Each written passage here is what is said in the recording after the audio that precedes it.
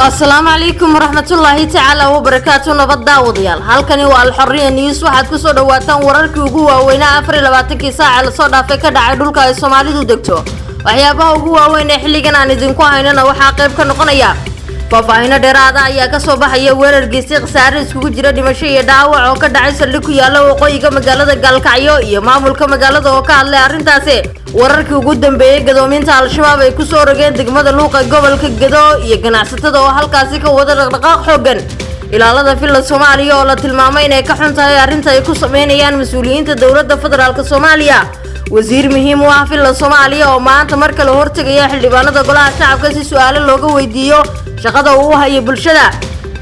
nabadoonkii labaad oo laga saaray liiska odayaasha soo xulaya xildhibaanada dawlad goboleedka Galmudug jabhad cusub oo ku dhawaaqday dagaal ka dhan ah Soomaaliland oo looga dhawaaqay gobolada Sool Sanaag iyo Cayn madaxii sirdoonka maamulkii Cabdi Maxamuud Cumar oo lagu xiray magaalada Jigjiga gudoomiyaha golaha shacabka oo magacaabay guddi cusub oo u xil saaran fatahaadda webiga Shabeelle oo ku sameeyay degmada Afgooye ee gobolka Shabeellada hoose qodobadaasi daawadayaal iyo kuwa kale oo dadsanayad ku daawan doontaan intaan ku guda jirno wararkeena haddii ay tahay aragtida janaalkeena markii ugu horeysay fadlan subscribe inoo saar like da signa share garee noqon qofka ugu horeeya hela wararka warbixinada xogaha iyo sidoo kale waxyaabaha xiisaha badan ee halkan aan ku soo bandhigno aynu ku bilownay daawadayaal sidii hordhaca wararkeena aad ku daawanayseen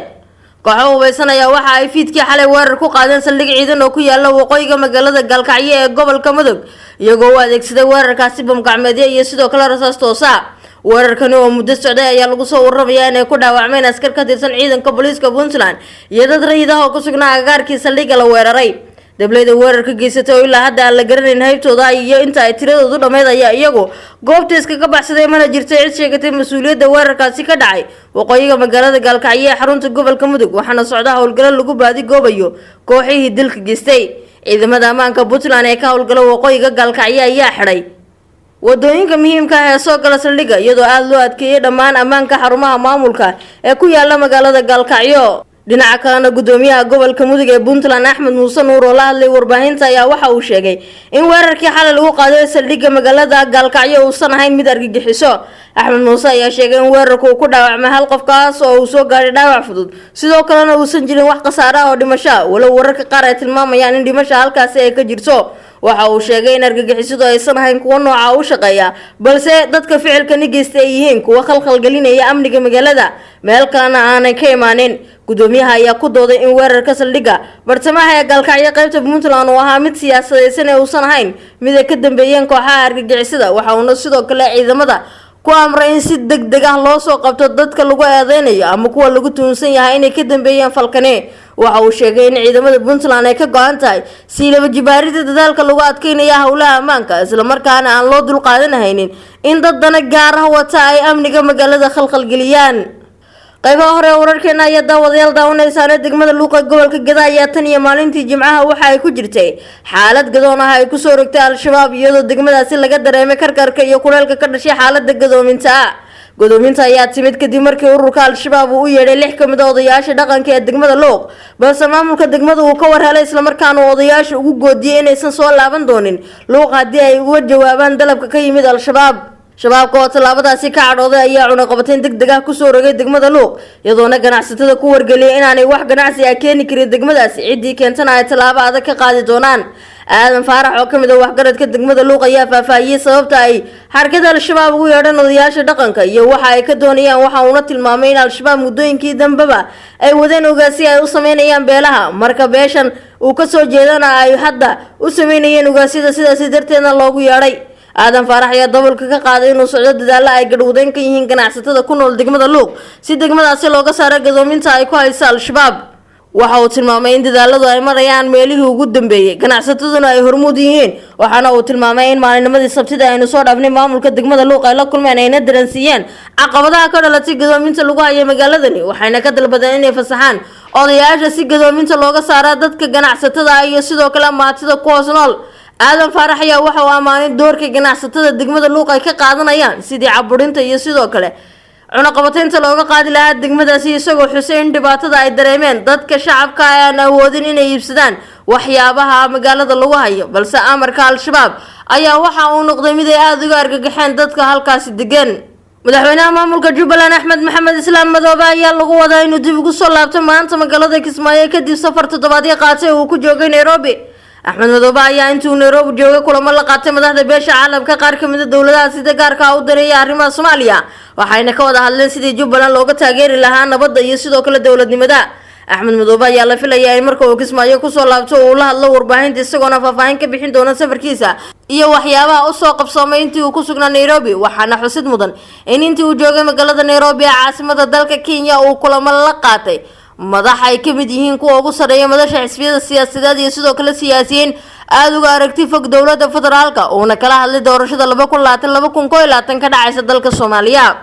xildhibaan Axmed Macalin Fiqo oo kamid ah xildhibaanada golaha shacabka isla markaana sida weyn u dhaliila dowladda federaalka ee Soomaaliya ayaa waxa uu ka hadlay arrinta ilaalada. xildhibaan Axmed Macalin Fiqo ayaa ka hadlay go'aanka ay filan Soomaaliya soo saartay ee xeyndaabka madaxtooyada loogu diiday in ciidamo ama ilaalo ay la galaan mas'uuliyiinta dowladda. Fiqo qoraal uu soo dhigay mid kamid ah baraha uu ka isticmaalo bulshada ayaa waxa uu sheegay in filan Soomaaliya hore ay u kala xidhay shacabka haddana ay kala xidhaysaa hay'adihii dowladda.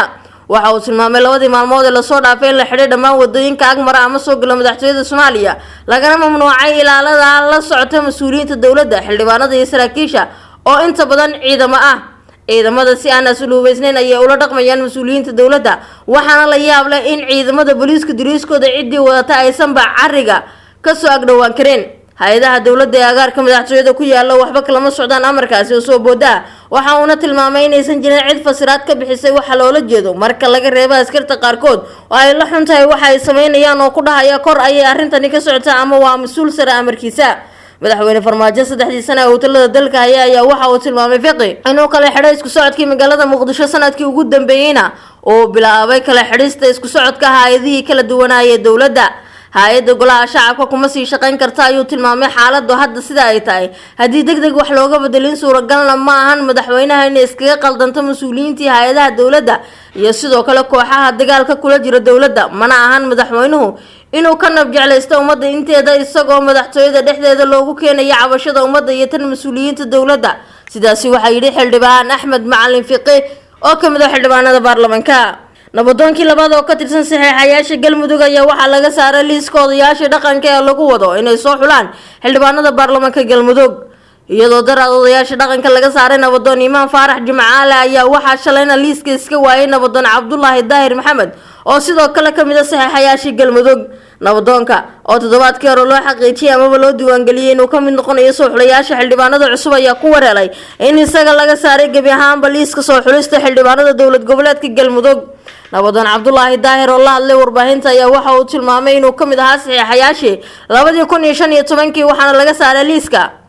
wasiirka arrimaha gudaha dowladda federaalka Soomaaliya ayuu ku eedeeyay in wixii Jubbaland ay ku diideen hadda ay ku hayaan dhismaha cusub ee maamulka Galmudug. nabadoonka ayaa waxa lagu bedelay nin kale oo sida uu sheegay ay isku beel yihiin kaasoo sida uu tilmaamay ay dowladdu u aragtay inuu yahay mid ka shaqayn kara danaheeda oo aan danta reer Galmudug wadin. xilli magaalada Dhuusamareeb ee ka socda soo xulista xildhibaanada baarlamaanka ayaa waxa dhanka kale soo taraya qayla dhaanta ka soo yeedhaysa odayaasha dhaqanka. odayaasha dhaqanka Galmudug ayaa waxa ay marar badan ku celceliyeen in dowladda Soomaaliya ka doonayaan inay joojiso faragelinta ay ku hayso dhismaha maamulka cusub. musuqmaasuqa hadheeyay bilowga doorashada Galmudug ayaan si aan qarsoodi lahayn uga muuqato magaalada Dhuusamareeb waxaana taasi lagu micneeyay in ay tahay in dowladdu ay iskaga qafiifinayso loolanka adaga kaga imaanaya siyaasiyiinta xisbiyada mucaaradka kuwaasi oo daneynaya inay taageerayaal ku yeeshaan baarlamaanka xiga ee Galmudug.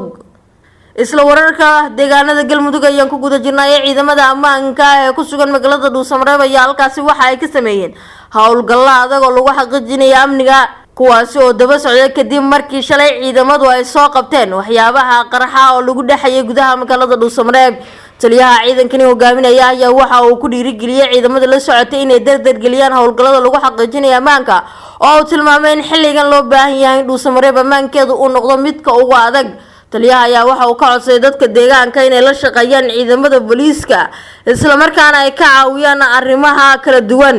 gaashaale Cabdullaahi Xasan Macalin ayaa sheegay inay ku raajoogaan cidii ka dambeeyay dadkii waxyaabaha qarxa ee shalay la qabtay shacabka la rabay in lagu dhibaateeyo. ma sheegin inay jiraan dad howlgalkaasi lagu soo qabtay ase yeeshee waxa uu sheegay in weli ciidamadu ay howlgallo kale ka wadaan xaafadaha magaalada Dhuusamareeb. madaxii sirdoonka maamulkii dowlad deegaanka Soomaalida ee uu hogaamin jiray Cabdi Maxamed Cumar ayaa lagu qabtay magaalada Hargeysa ee xarunta Somaliland. Mukhtaar Sheekh Suubana ayaa laga qabtay magaalada Hargeysa iyadoo ila dhinaca ammaanka ay sheegeen in loo gacan geliyay ismaamulka hadda jira. ciidanka Somaliland ayaa ka qabtay magaalada Hargeysa kuwaas oo ku wareejiyay ciidamada maamulka Soomaalida ee halkaasi ka jira. Mukhtaar Sheekh Suubana ayaa waxa uu ahaa taliyaha nabad sugidda maamulkii Cabdi Maxamed Cumar waxa uuna ku eedeysan yahay inuu ahaa gacanta midig ee Cabdi kaas oo dadka kula kici jiray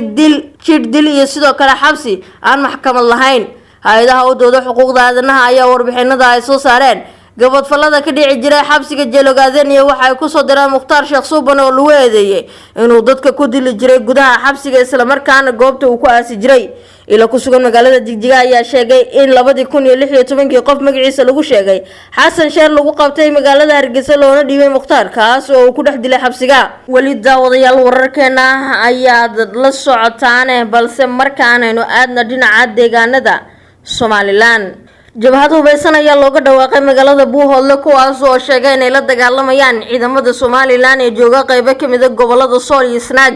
hogaamiyaha jabhadan oo loo soo gaabiyay SSC lagana soo gaabiyay Sool Sanaag Yacayn Maxamed Axmed Cali ayaa ugu horeyn waxa uu ka hadlay ujeedka loo aasaasay jabhadan iyo hiigsiga laga leeyahay. waxa uu iclaamiyay hogaamiyaha dagaalka dhinaca ciidamada Somaliland ee jooga qaybo kamid ah gobolada Sool iyo Sanaag. sidoo kale waxa uu shacabka ugu baaqay inay la shaqeeyaan ciidamada jabhadan maadaama uu tilmaamay inay maciin bideen cid kale ay wax u qabato taasna ay uga gudbi karaan inay iyaga wax qabsadaan. waxa xusin mudan markii ay Somaliland ka arriminaysay xukuumadii uu hogaaminayay Axmed Maxamed Maxamuud Siilaanyo oo ahaa madaxweynihii hore ee Somaliland in gobolada Sool Sanaag iyo Cayn ay ka asaasantay jabhad mid la magaca oo horkacay Saleebaan Axmed Ciise Xagla Toosi kaas oo markii dambe laga dhigay wasiirka caafimaadka ee Somaliland halkaasina ay ku baabaaday jabhadii SSC balse lama oga talaabada xilligan madaxweynaha Somaliland ee xilligan talada haya Muuse Biixi Cabdi uu ka qaadi doono jabhadan la magac baxday SSC ee mar kale ka curatay goboladan. ugu dambeyntiina daawadayaal wareegti ka soo baxday xafiiska gudoomiyaha golaha shacabka Maxamed Mursal Sheekh Cabdiraxmaan ayaa waxa lagu magacaabay gudida gurmadka fatahaada webiga Shabeelle.